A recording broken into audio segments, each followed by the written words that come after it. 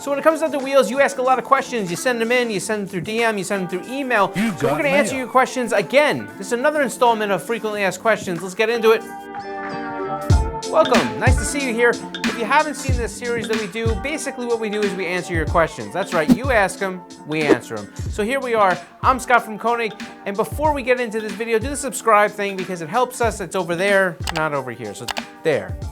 All right, so let's get into those frequently asked questions, and luckily, because I can't remember any of them, I brought my paper. All right, question number one. I just installed my wheels and my brake is hitting a spoke. What do I do?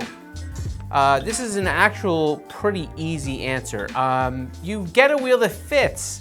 So here's the thing, if your wheel is just grazing the back of that spoke, it's possible that you possibly can add a 3mm spacer or something to that effect. But we gotta be conscious of at least making sure that we're getting the proper thread engagement. So if you're not sure what that is, make sure you check out our YouTube channel. Right here, we have put a video that explains what thread engagement is. It's very useful. It's also a great way to keep your wheels on the car. Pro tip. All right, so what do you do if your wheel is just all up in that caliper space, right? Well, here's the deal. You gotta get the proper wheel fitment. There's just really no substitute for it. There is no substitute.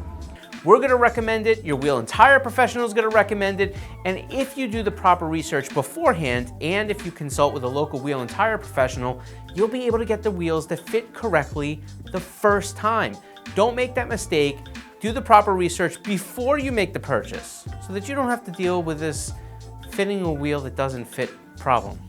Okay, so another question comes in and it says, how can I make my 5/100 wheel into a 4/100 wheel? Now, I have a lot of questions that actually come when you ask me this question. The first question is, why didn't you buy the wheels correctly the first time? The second question is, you're trying to turn a 5-lug back into a 4-lug? Regardless, let me answer your question. When it comes down to changing the bolt pattern on a wheel, that can't be done. So the wheel has nothing to do with this, but I guess in theory, you could use what's called an adapter. Because here's the thing, it's very similar to what we've said about spacers. It's going to space the wheel out, and the reason it's going to space that wheel out is because essentially an adapter is going to be an area that will bolt onto the car, which is 5/100, and have a different set of studs that come out at a different bolt pattern. So in this case, in this example for this question, we're bolting on an adapter that will go on and bolt onto a 5/100 bolt pattern, and the studs will now be in a 4/100 configuration. Now, this will allow you to theoretically run a 4/100 wheel on a 5/100 car. But here's why I have to preface this being not only a bad question, but really not the right thing to do. Generally, wheels are load rated based off of PCD or bolt pattern. And in this case, a 4/100 bolt pattern is usually going to be rated for much less. So on a 5/100 car that's going to have a 5-lug pattern, there is a good chance that you're not going to meet the proper load rating with the wheel you're trying to adapt to your car. Not to mention the fact that most adapters at their very smallest are going to be 10mm in thickness, which means you now just put 10mm more offset sticking out of the car. So look, it's just not the right fit. Get the right fit. If you have something so precious that you need to adapt it and change the patterns and stuff like that, go ahead, speak to a wheel and tire professional, make sure you can do it and do it safely, because thread engagement and all that good stuff is super important, and you can baffle it right here. All right, I will say that first off, whoever asked this question, thank you very much for sending it in. This is a odd question. Somebody stole my lug nuts while I was at the Cheesecake Factory. Can I just go to AutoZone and get some new ones? Maybe. It really depends on what wheels you have, what lug nuts you actually need for your car. I mean, I have no idea what car you have. I have no idea what you had for dinner at the Cheesecake Factory, and I certainly don't have any idea which AutoZone carries which lug nuts. So I'm surprised we even put this on this paper, but that's it. Let's move on to the next one. So the third question is actually a really good question. It's a question that we get quite a bit.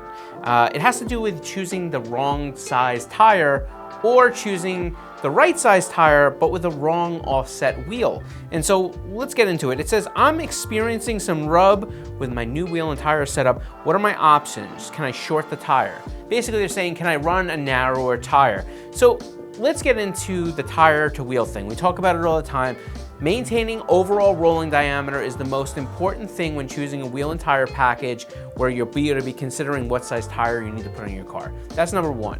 Number two, your tire has to be within the approved rim width of the tire manufacturer and model tire that you chose for your vehicle. So if you've checked both of those boxes, you are on the right path to having the correct size tire. Now, if you have the correct size tire, see what we're doing here? And you're able to put a wheel on your car and now you have a rubbing issue. Most likely either the wheel is too wide or the wheel has too low of an offset for the car.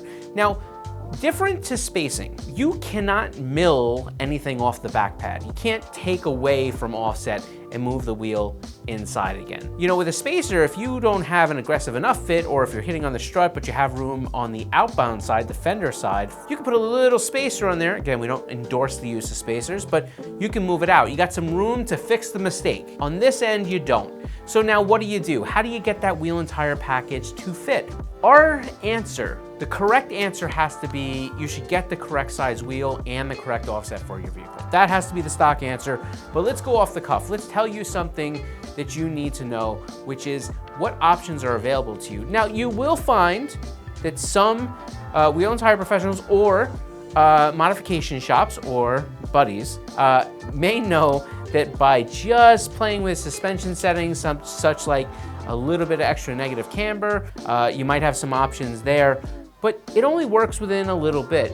Your next piece is now to make body modifications. That means you're gonna roll those quarters and fenders, or you're going to be using some sort of fender flare or something to build some excess room in your wheel wells. Now, all options that I guess exist. However, again, we're gonna go back to that thought of choose the correct size wheel and tire the first time. Don't enter into an issue where you have to really chase your tail trying to make it work. All right, so let's get into our last question of the day. That's right, we've answered everything that came in here, and I'm happy to be done with them. So, when it comes down to modifying your car, I'm getting bigger wheels and tires, and should I be worried about my annual vehicle inspection? So, as long as you've done everything you're supposed to do, you've put on a quality tire that has you have enough tread on those tires, you've gotten the proper wheel specs, you followed the overall rolling diameter correctly, there is nothing to worry about for your vehicle inspection. You're good. You're absolutely good. You know, just that simple. So that's it. We've answered these ridiculous questions. We're done with another one. We have put it in the books. So if you would like to see any of these other ones that we've done, go to our YouTube channel, check it out, scroll through, leave some comments. If you have some other questions you would like answered, go ahead and throw them down below. We'll answer them.